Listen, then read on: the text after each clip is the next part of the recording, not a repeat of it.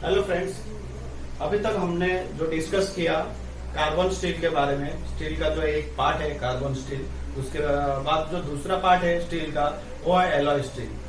तो alloy steel, before discussion alloy steel, हम आज डिस्कस करेंगे कि अभी एलॉय एलिमेंट क्या इफेक्ट करता है, कैसा उसका स्टील का प्रॉपर्टीज को एनहांस करता है, कैसा स्ट्रेंथनिंग करता है, क्या डिफेक्ट आता है, ज्यादा मिलाने से कम मिलाने से क्या फर्क पड़ता है एलॉइंग एलिमेंट से। तो वो आज डिस्कशन करेंगे एक बाय एक। जो 13 to 14 मेजर एलॉइंग एलिमेंट्स है वो कैसे ऐड किया जाता है और वो कैसे स्टील का प्रॉपर्टीज एनहांस करता है, उसके बारे में डिस्कस करेंगे। तो फर्स्ट है कार्बन। ये एक मेजर एलॉइंग एलिमेंट है, कार्बन है। तो जैसे कि स्टील आयरन प्लस सम एलॉइंग एलिमेंट से बना है। तो स्टील डायरेक्टली हम यूज इसलिए नहीं करते हैं क्योंकि आयरन डायरेक्टली इसलिए यूज नहीं करते हैं क्योंकि आयरन का जो स्ट्रेंथ है वो कम है, लगभग 50 मेगापास्कल है। तो ये बहुत सॉफ्ट होता है। इसके लिए इसके अंदर हम लोग कुछ इंजीनियरिंग में कुछ एलॉइंग एलिमेंट्स यूज होता है। कार्बन है, आयरन प्लस कार्बन ऐड करेंगे तो इसका स्ट्रेंथ लगभग कार्बन के परसेंटेज के ऊपर डिपेंड करके मिनिमम 235 एमपीए तक हम अचीव कर सकते हैं। तो ये स्ट्रेंथ कैसे इंक्रीज करता है, क्या क्या इसमें डिफेक्ट आता है, उसको फर्स्ट डिस्कस करेंगे। तो फर्स्ट है हो गया हमारा कार्बन। कार्बन ऐड करने से स्टील का टेंसाइल स्ट्रेंथ इंक्रीज करता है, हार्डनेस स्ट्रेंथ इंक्रीज करता है, यील्ड स्ट्रेंथ इंक्रीज करता है। समवॉट अप टू 5% कार्बन हमारा वेयर स्ट्रेंथ इंक्रीज करता है, ये इंक्रीज करता है। बट जो हमारा इम्पैक्ट स्ट्रेंथ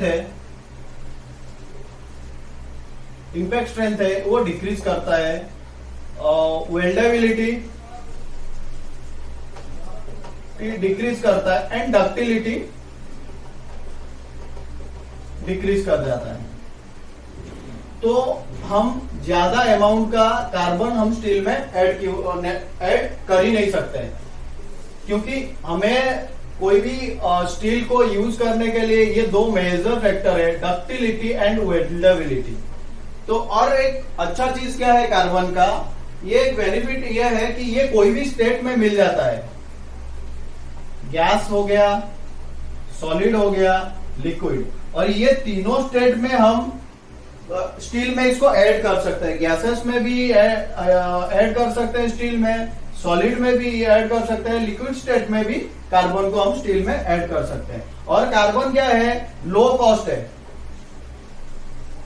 कार्बन हमारा लो कॉस्ट है। तो लो कॉस्ट है, इसका मीनिंग ये नहीं है कि हम कोई भी अमाउंट इसमें स्टील में ऐड कर सकते हैं। स्टील में मैक्सिमम 2% तक कार्बन ऐड कर सकते हैं। अबव 2% ये क्या हो जाएगा, हार्डनेस इसका इतना इंक्रीज कर जाएगा कि इसको हम मशीनिंग नहीं कर सकते, वेल्डिंग नहीं कर सकते, डक्टिलिटी इसका रिड्यूस हो जाता है, इम्पैक्ट स्ट्रेंथ भी रिड्यूस हो जाता है। तो आज हम डिस्कस करेंगे ये कि ये टेंसाइल कैसे इंक्रीज करता है, हार्डनेस कैसे इंक्रीज करता है और इम्पैक्ट स्ट्रेंथ कैसे डिक्रीज हो जाता है। हमें ये तो पता है ये इंक्रीज करता है, ये डिक्रीज करता है, लेकिन हाउ, कैसे इसका जो ग्रेन साइज है, ग्रेन के साइज के अंदर क्या डिफरेंट आता है कि इसका स्ट्रेंथ इंक्रीज करता है और इम्पैक्ट स्ट्रेंथ डिक्रीज होता है। अभी हम डिस्कस करेंगे स्टील में हम कार्बन ऐड करने से क्या फर्क पड़ता है। एक्चुअली स्टील में हम जब भी कार्बन ऐड करते हैं तो क्या हो जाता है, स्टील को हम हीट ट्रीटमेंट कर सकते हैं। हीट ट्रीटमेंट करके इसका जो स्ट्रेंथ है, प्रॉपर्टीज है, वो एनहांस कर सकते हैं, टेंसाइल, यील्ड, इम्पैक्ट और डक्टिलिटी। तो पहले क्या होगा, ऑस्टेनाइट, जैसे ही इसको हीट करेंगे क्रिटिकल टेम्परेचर के ऊपर, ये ऑस्टेनाइट, फिर फेराइट, ये कूलिंग करने से फेराइट होता है, देन होता है सीमेंटाइट। सीमेंटाइट तो solubility percent of carbon in austenite is 0.8% of carbon। 0.8% का कार्बन हमारा ऑस्टेनाइट में सोल्यूबल हो सकता है। इसमें मैक्सिमम 0.25%, 0.025% और इसमें 6.67% सीमेंटाइट में। तो सीमेंटाइट में कार्बन ज्यादा है, इसके बाद ये हार्ड है, ये सॉफ्ट है। ठीक है, तो अभी इसको डिस्कशन करेंगे हीट ट्रीटमेंट में ये कैसे फर्क करता है। जैसे हमने इसको हीट ट्रीटमेंट किया तो इसमें ग्रेन साइज फॉर्मेशन हुआ हीट ट्रीटमेंट करने से, ये हो गया ऑस्टेनाइट। जैसे इसको कूलिंग करेंगे, जैसे जैसे हमारा 723 डिग्री सेल्सियस के नीचे ये कूलिंग होगा तो इसमें क्या होगा, alternate of ferrite and cementite formation होगा। वो कैसे, वो बताऊंगा अभी। जैसे हमारा 723 डिग्री से स्लो कूलिंग होता है, स्लो कूलिंग होता है, कूलिंग रेट सबसे क्रिटिकल है कूलिंग रेट। जैसे स्लो कूलिंग होगा तो फर्स्ट क्या होगा, एक सीमेंटाइट फॉर्मेशन होगा, ये कि ये है सीमेंटाइट फॉर्मेशन होगा। सीमेंटाइट जैसे कि ऑस्टेनाइट में हमारा 0.8% कार्बन है, तो सीमेंटाइट क्या करेगा, फॉर्मेशन जो भी होगा तो सीमेंटाइट का 6.67% कार्बन है, तो ये 0.8% ये बढ़ते जाएगा। 6.67 अचीव होने के लिए इसको बाजू में से कार्बन इसका ट्रांसफर होते जाएगा और साइड में जो कार्बन है वो रिड्यूस हो जाएगा। ये कितना हो जाएगा, ये 0.025 हो जाएगा और ये हो जाएगा 6.67 जो सीमेंटाइट है। तो ये क्या हो जाएगा, फिर एक सीमेंटाइट होने के बाद बाजू में दोनों फेराइट हुआ, फिर एक सीमेंटाइट साइड में प्रोपागेट होगा, उसके फिर उधर फेराइट, फिर cementite, cementite ferrite, cementite ferrite, ऐसा ये सीमेंटाइट, ये फेराइट। तो सीमेंटाइट क्या होगा, हार्ड हो गया। सीमेंटाइट क्या है, हार्ड है, और फेराइट सॉफ्ट है। तो जब भी हम स्लो कूलिंग करेंगे तो इसका टेंसाइल इंक्रीज तो होगा, उसके साथ डक्टिलिटी भी इंक्रीज करेगा। लेकिन इसका जो टेंसाइल है, फास्ट कूलिंग से इसका टेंसाइल स्ट्रेंथ कम रहेगा, लेकिन इसका डक्टिलिटी और इंपैक्ट स्ट्रेंथ बढ़ जाएगा।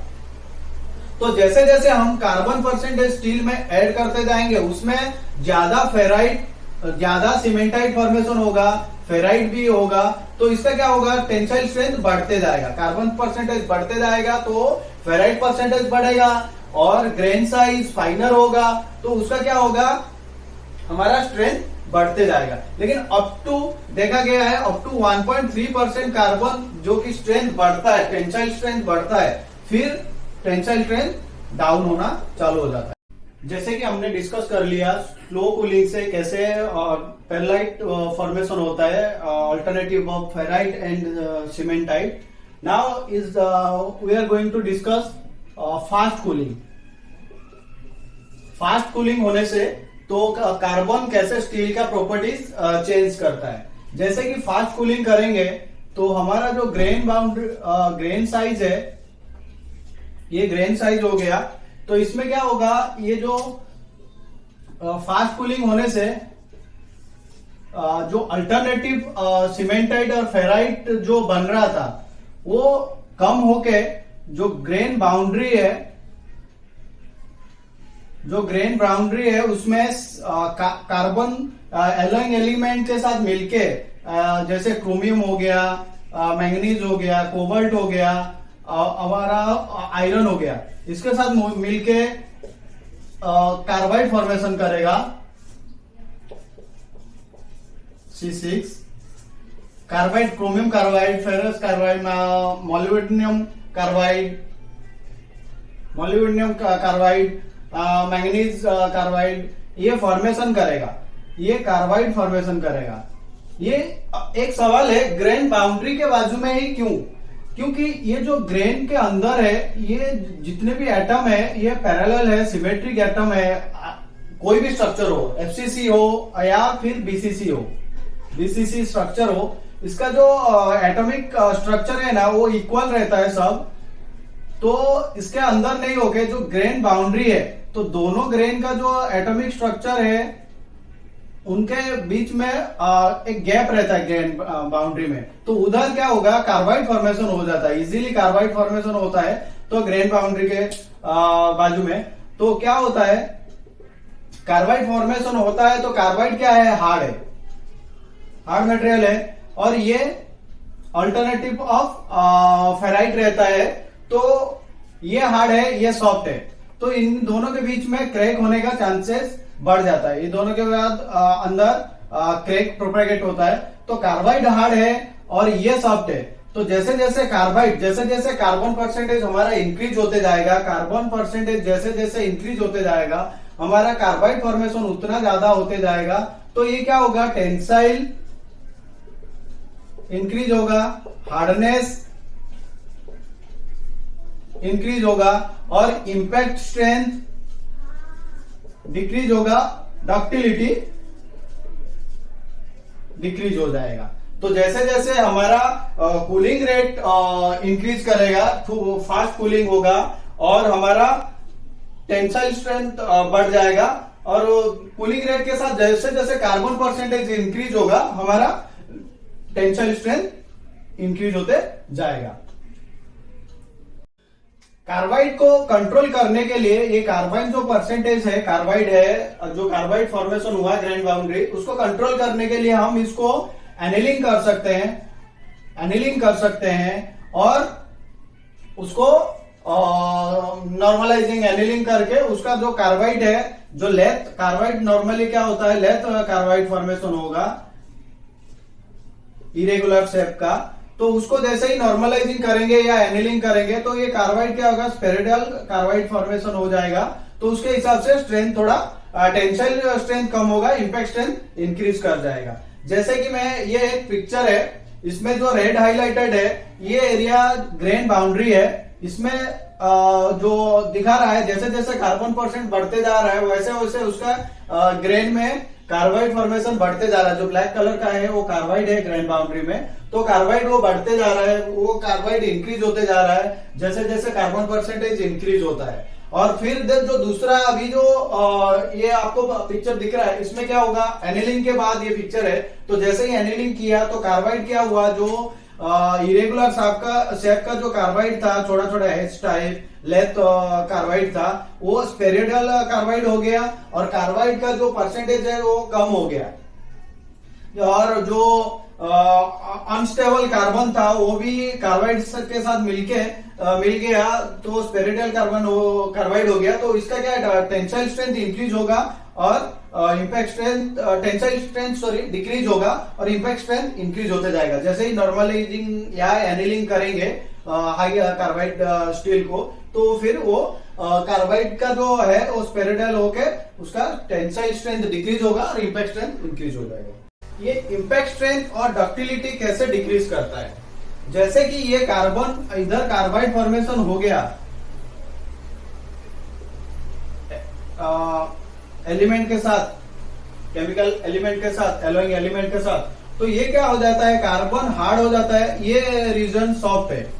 तो इसके बीच में जो है क्रैक प्रोपेगेट चालू हो जाएगा, क्रैक फॉर्मेशन चालू हो जाता है, जिसके वजह से दोनों के बीच से क्रैक चालू होता है। तो डक्टिलिटी एंड इंपैक्ट स्ट्रेंथ इनका डिक्रीज हो जाता है। और 1.3% के अबव जब भी हम कार्बन ऐड कर देंगे स्टील में, जैसे जैसे कार्बन ऐड करेंगे कार्बाइड फॉर्मेशन चालू हो जाएगा, तो उसका स्ट्रेंथ का, इसका स्ट्रेंथ इंक्रीज हो जाता है, टेंसाइल स्ट्रेंथ स्टील का इंक्रीज होता है। लेकिन जैसे ही 1.3 के ऊपर ऐड कर देंगे तो सभी कार्बन हमारा कार्बाइड फॉर्मेशन नहीं होगा, कुछ कार्बन ऐसे ही अनस्टेबल होके रह जाएगा स्टील के अंदर, जिसके वजह से कि स्टील में हमारा इंपैक्ट स्ट्रेंथ कम हो जाएगा, डक्टिलिटी कम हो जाएगा, क्योंकि क्रैक फॉर्मेशन चालू हो जाता है।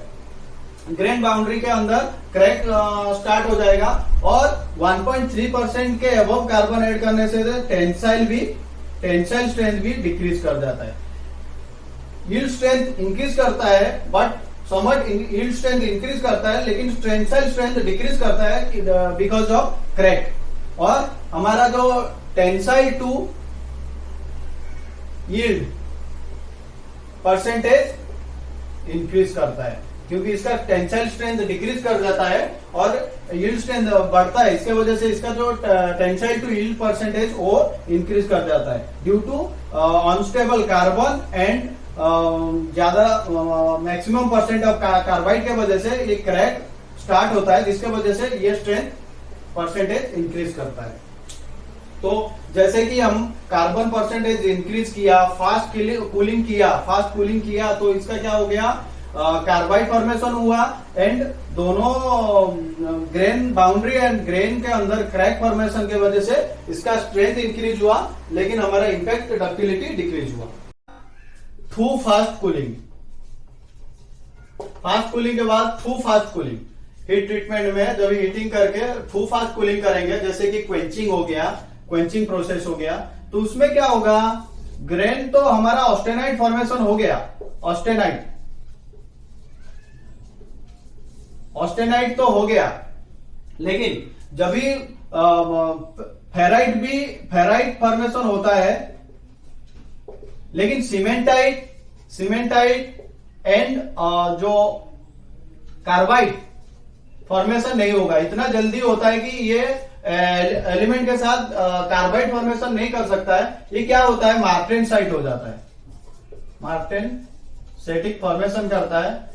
मार्टेनसाइट इतना हार्ड है कि इसको हम मशीनिंग नहीं कर सकते, मशीनिंग पॉसिबल नहीं है। तो फेराइट फॉर्मेशन होगा। फेराइट होने के बाद फेराइट में मैक्सिमम 0.025% कार्बन एड सॉल्युबल हो सकता है। उसके बाद जो कार्बन रहेगा वो अनस्टेबल होकर रह जाएगा, अनस्टेबल हो जाएगा। तो ये मटेरियल का हार्डनेस बहुत इंक्रीज हो जाता है, tensile strength, yield strength increase हो जाता है, लेकिन इंपैक्ट और डक्टिलिटी बहुत डाउन हो जाता है। तो इसको क्या करना पड़ता है, उसके बाद हीट ट्रीटमेंट करके टेम्परिंग करना पड़ता है। टेम्परिंग, तो टेम्परिंग में क्या हो जाएगा, हम धीरे धीरे इसको फिर रीहीटिंग करेंगे। फास्ट कूलिंग के बाद रीहीटिंग करेंगे। रीहीटिंग करने के बाद जो अनस्टेबल कार्बन है, अनस्टेबल कार्बन ग्रेन बाउंड्री के बाजू में हमारा जो अदर एलाइंग एलिमेंट है, आयरन है, क्रोमियम हो गया, मैंगनीज हो गया, उसके साथ मोलिब्डेनम के साथ कार्बाइड फॉर्मेशन करेगा। जैसे जैसे मान लो 350 डिग्री में हमने इसको टेम्परिंग किया, जैसे इसको 350 डिग्री में टेम्परिंग किया तो ये मैंगनीज और आयरन के साथ हमारा कार्बाइड फॉर्मेशन चालू करेगा। जो अनस्टेबल कार्बन है वो कोबाल्ट, मैंगनीज और आयरन के साथ कार्बाइड फॉर्मेशन चालू करेगा। तो जैसे जैसे ये कार्बाइड फॉर्मेशन करेगा, ऐसा hazy type lath carbide formation चालू करेगा, तो इसका टेंसाइल स्ट्रेंथ मार्टेनसाइट से कम हो जाएगा, क्योंकि अनस्टेबल जो कार्बन है वो उसका परसेंटेज डिक्रीज हो गया, फिर भी टेंसाइल ज्यादा रहता है, इसका इंपैक्ट कम रहता है।